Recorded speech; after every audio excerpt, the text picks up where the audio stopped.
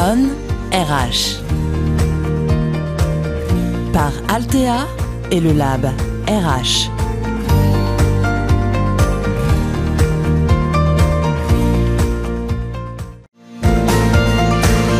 On RH. Bienvenue dans On RH, cette nouvelle émission proposée par Altea et le Lab RH. Et dans cette troisième partie, nous allons parler des opportunités, des limites des chatbots RH en compagnie de nos invités. Oui, Margot. nous sommes en présence de Salim Jarnit, bienvenue, qui est cofondateur de la start-up Clévy. Également Gaëtan Kerven, qui est directeur au sein du Centre interministériel des services informatiques relatifs aux ressources humaines.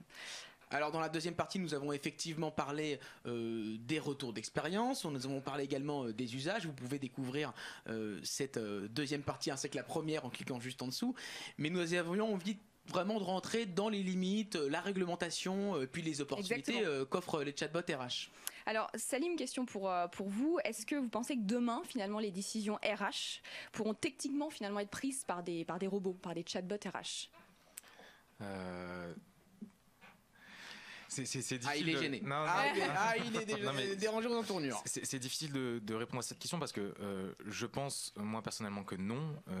Je pense par contre que la technologie va s'accélérer et va devenir de plus en plus performante et qu'il y a, c'est sûr, des acteurs qui vont proposer de remplacer un jour un RH par un ensemble d'intelligence artificielle. Donc techniquement ça sera possible, après qu'on veuille le faire, qu'on se mette cette limite là, c'est autre chose, mais exactement. Techniquement... Je pense que techniquement ça sera possible d'automatiser un maximum de choses et de faire croire à des clients ou à des acheteurs qu'on peut tout automatiser. Le fait est que dans la réalité ça sera compliqué. Ce qu'il faut bien se dire, c'est que dans l'intelligence artificielle, c'est quoi ? Intelligence artificielle, c'est toutes les techniques et les concepts qui servent à créer des machines qui servent à mimer l'intelligence humaine, à reproduire l'intelligence humaine. Il y a deux types d'intelligence artificielle, ce qu'on appelle l'intelligence artificielle forte et l'intelligence artificielle faible. L'intelligence artificielle faible, c'est ce qu'on a aujourd'hui. C'est une intelligence artificielle qui reproduit, qui apprend du passé et qui reproduit des systèmes qui restent aujourd'hui assez simples, même si on part dans du deep learning, qui restent aujourd'hui assez simples. L'intelligence forte, c'est ce à quoi on aspire, c'est le concept de la singularité, ce moment dans l'histoire de l'humanité où l'intelligence artificielle dépassera les capacités de l'intelligence humaine. C'est une intelligence artificielle qui a conscience d'elle-même, qui a une notion de conscience d'elle-même et de l'impact de ses actions. Aujourd'hui, personne ne sait comment arriver à ce type d'intelligence. Et c'est pour ça que j'ai un peu bugué quand vous m'avez posé la question, c'est-à-dire que le concept est là, la recherche est là, les moyens et les investissements sont massifs pour y arriver. Poussés par des Facebook, poussés par des grandes entreprises. Poussés par des énormes entreprises qui ont beaucoup de moyens et beaucoup de ressources. On voit que les améliorations, il y a une hyper accélération des avancées de la recherche en intelligence artificielle sur plein de sujets différents. Et du coup, est-ce qu'on va y arriver dans 1 an, dans 3 ans, dans 5 ans ou jamais ? C'est très difficile d'y répondre aujourd'hui. Mais alors, est-ce qu'il faut quand même poser une réglementation, des limites ? Alors, on ne va pas rentrer dans les affres de la réglementation, les lois, etc. Mais néanmoins, est-ce qu'à un moment donné, l'État, l'Europe doit mettre des bornes pour l'utilisation des chatbots ? Personnellement, moi j'en suis persuadé. C'est ce qui commence à être fait. Le régulateur avec un grand R, et là je parle plutôt du régulateur européen, est en train d'essayer de commencer à légiférer sur ce genre de règles, sur l'intelligence artificielle, et en train de poser les concepts de qu'est-ce qu'un robot, qu'est-ce qu'un robot conversationnel, etc. Mais ça prend du temps. Le problème c'est que la recherche va plus vite et toujours l'innovation est toujours aller plus vite que la loi. Ensuite, en Europe, on a pas mal de chance, contrairement. Je ne vais pas attaquer ni critiquer les États-Unis, mais. Ils nous écoutent pas. Ils nous écoutent pas. C'est que le courant transhumaniste français est tiré par l'éthique, alors que le courant transhumaniste américain est tiré par le business. Et du coup, il y a beaucoup de personnes aux États-Unis qui investissent dans le fait d'aller le plus loin possible dans le remplacement des personnes par des robots et des intelligences artificielles.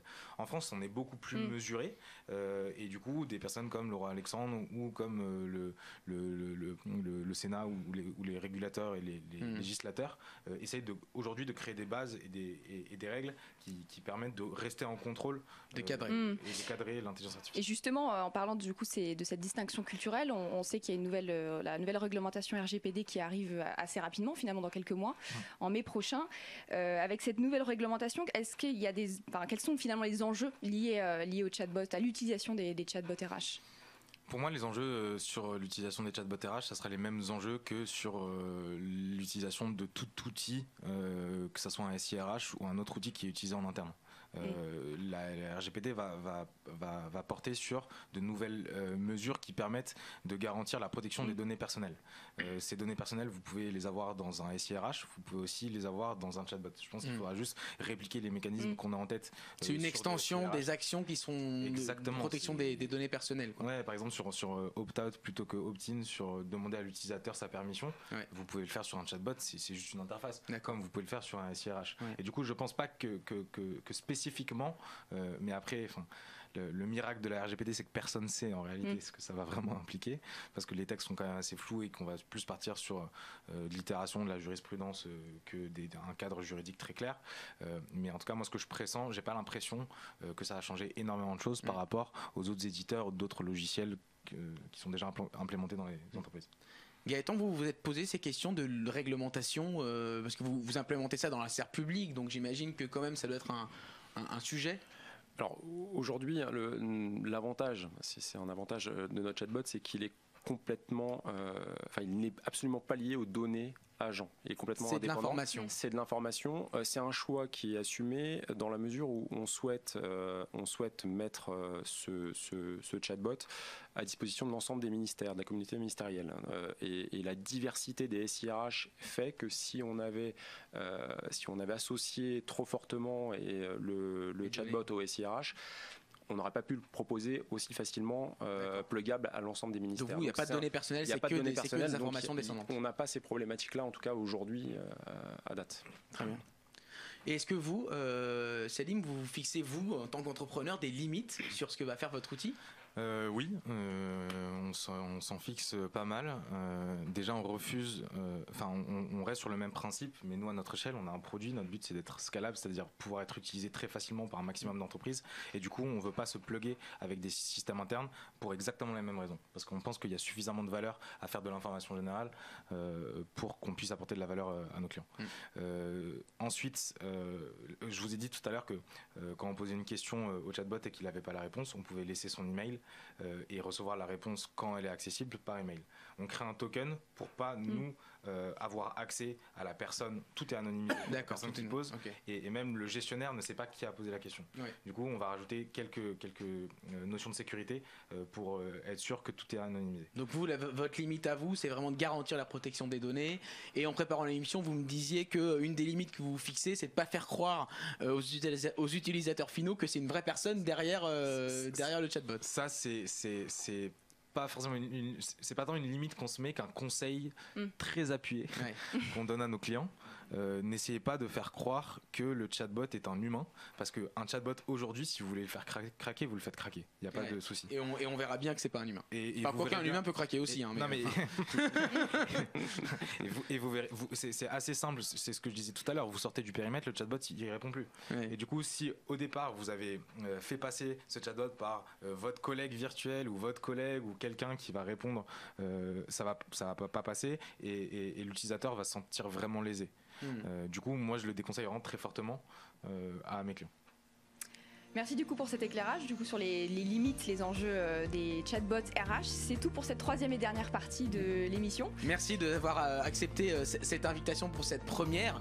Vous pouvez retrouver l'intégralité de l'émission sur notre chaîne YouTube On RH et également disponible sur Deezer. Merci beaucoup Margot du Lab RH d'avoir co-animé cette émission ensemble. On vous retrouve le mois prochain avec une nouvelle thématique, toujours sur l'innovation RH, toujours bien accompagné avec des invités experts du sujet.